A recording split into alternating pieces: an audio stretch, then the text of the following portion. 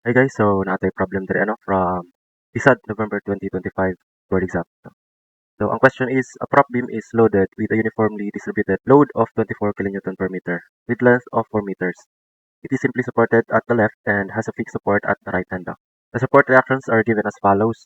No, so given na ang mga formula for reaction, so sa RA or sa hinge support is natay 3 over 8 WL, and then sa fixed support natay vertical reaction or reaction sa B, which is equals to 5 over 8 WL.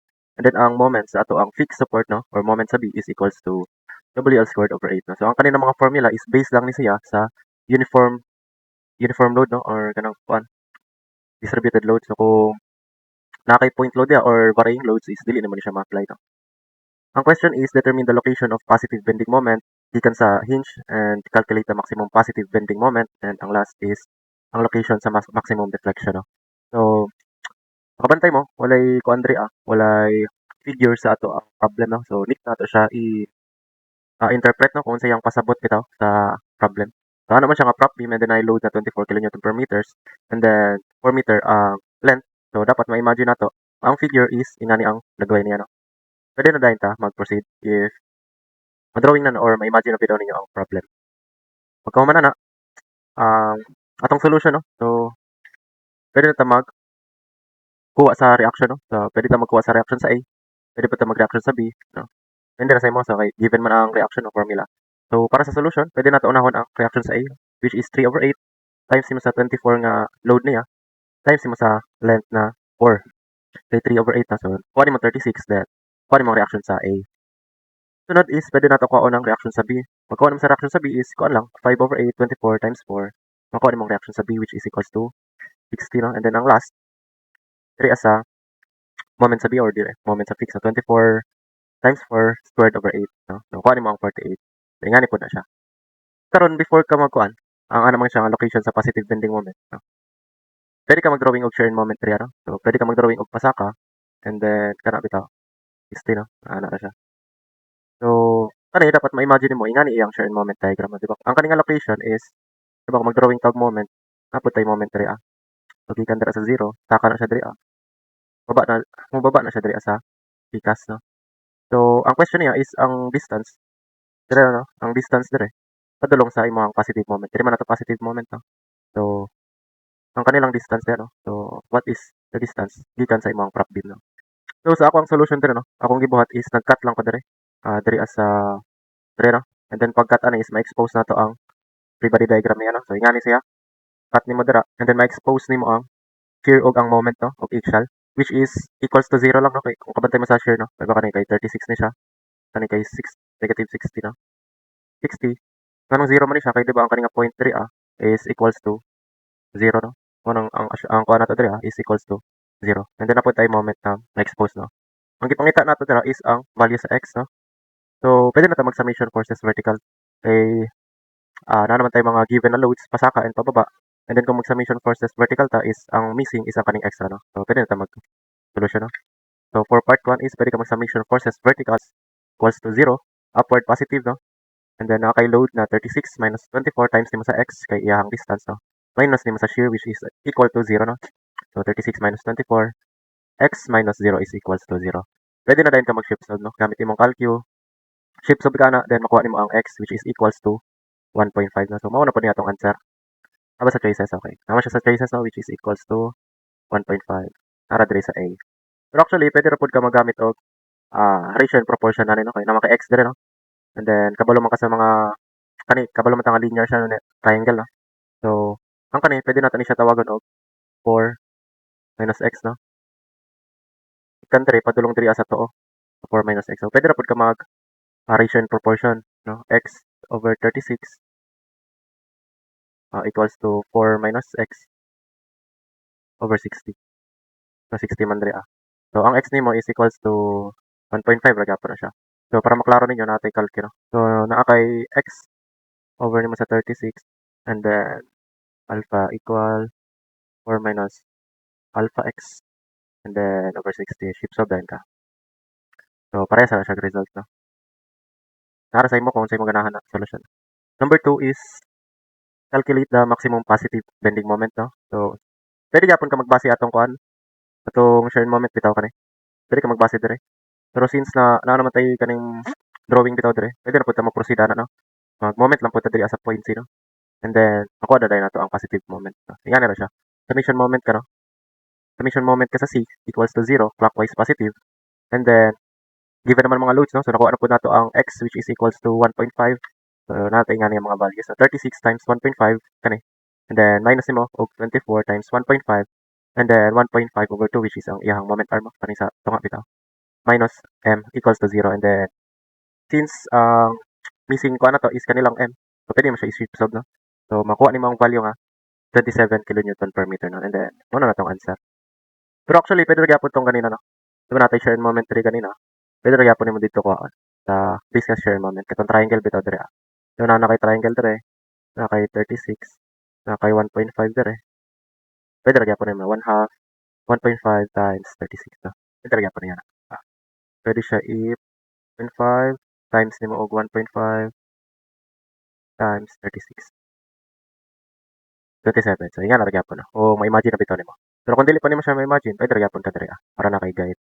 Next, last problem is calculate the location of maximum deflection of the beam from the hinge support no. Basically, ang gipangutan na niya is ang distance ng kanay from the maximum deflection. So, butang nato kana is ang y max. Unsa ra yang distance na padulong dira. So, para makuha nato na siya, actually daghan pa maagi no. Natay gi-introduce sa katong college nato double integration method, area moment, conjugate, unsa pa man, superposition no. Pero I recommend kung location gani ang pangitaon is ma-recommend nako ang double integration method no. Sa nga nga structure. Kay dali ra kay siya. Kay di ba, mag-cut ra man gyud ta dire. No? Mag-cut nato dire, ma-expose ni ang mga load. So kanina mawala na siya ang duwa. Ingani ang iyang dagway no. So pag-cut nato dire, di ba na kay moment na ma-produce dire. So tawagon nato siya og moment. Pwede na nato dili ibutang shear no kay wala na may shear, magyapon siya magamit. So ang distance ana kanay padulong dire, since na-cut naman nato, ang value niya kay may mo siyang x. Pwede na dayon ta mag double integration no. So by using double integration method, I double prime is equals to moment no. So na may makuha na to, diba? 36 times nimo sa x minus 24 times x times nimo sa moment arm na x over 2. So mao na siya nakuha nato no. Pagkahuman, pwede na to siya i-simplify no. Simplify. Pwede na to siya i-simplify. So ang kaning 24 divide 2. So ingani ato makuha 36 times x minus 12 times x squared no. Pagkahuman ana is integrate lang ta kaysa no. So y prime makuha nato ang slope is equal to 36x squared over 2 no, di ba? Kay n plus 1 man na siya then over n plus 1. Yan na siya no. Minus 12 times x cubed over 3 plus c1 no. So ano siya? Ang kaning double integration mo nang I suggest na kaniyang gamiton no kay magkabot na pwede ra kadiri tama no. Kay nga naman di ba do ang kaning part no. Ang kani bitaw nga part 3 as ihang maximum deflection. Pag maximum manggod ang deflection sa isa ka beam, ang iyang slope is equals to 0 lang gyapon no. So ang kanang slope dira is equals to 0 and then napud ka slope nga 0 diri asa fix no. So 0 gyapon ang fix dira. Karon pwede ka mag-assume sa duwa na since na kay value nga duwa. Pero gamito na to ang naay exact kung asa naibal-an nato since wala pa man ta kabalo asa location sa maximum no. Pero kabalo ta ang value 3 ang a point is 0 gyapon. So pwede nato siya i-assume nga ang x kung ang x nato is equals to 4, ang ato ang slope di ang part is equals to 0 lang gyapon no. And then pwede dayon nato siya makuha ang C1 no. Pwede na nato siya makuha without kanang bisag dili nato siya moadto sa kano sa deflection no. Pwede na nato siya diri aloktaman. So ingani atong makuha no. So equals to 0. Pulian mo nig 0 equals to 36 then ang x nato ay equals to 4 pulian namang 4 ang x. 4 squared over 2 minus 12 4 cube over 3 plus C1 no. Then shift solve lang ka makuha nimo ang value sa C1 which is equals to negative 32 no. Pagkuha nimo sa negative 32 sa C1 no, powerful na kayo ka kay solve naman nimo tanang pangutana no. Asa man ta magkuha og ikaduha nga parameters no. So di ba nakuha naman nato ang ganina x is equals to 0, x is equals to 4 then ang slope kay 0. Ang isa mo assume ta nga if ang y nato is equals to y max no. Ang slope po dira is equals to 0. So gamito nato siya nga parameters gyapon para ma-solve nato ang location sa ato ang deflection no. So ingani ra na siya no. Mao ni nakuha no.